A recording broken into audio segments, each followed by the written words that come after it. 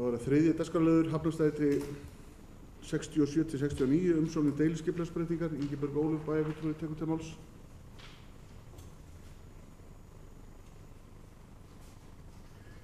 Forseti, ágætu bæjarfulltrúar.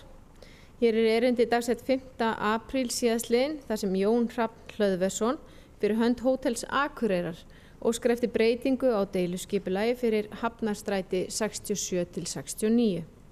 Fallið frá fyrri hugmyndum sem skipulagsnefnd heimilaði að auglýsa í samræmi við skipulagslög þann 12. desember síðastliðinn.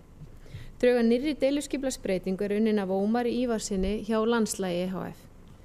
Byggingareitur stækkaður, vegghæð og mænishæð hækkuð og hluti bygginga til vesturs verður með flötu þaki.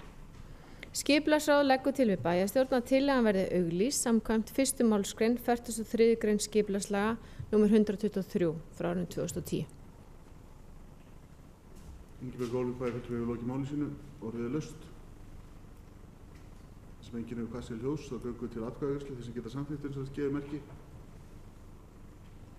Það er samþykkt samhljóða með 11 atkvæðum.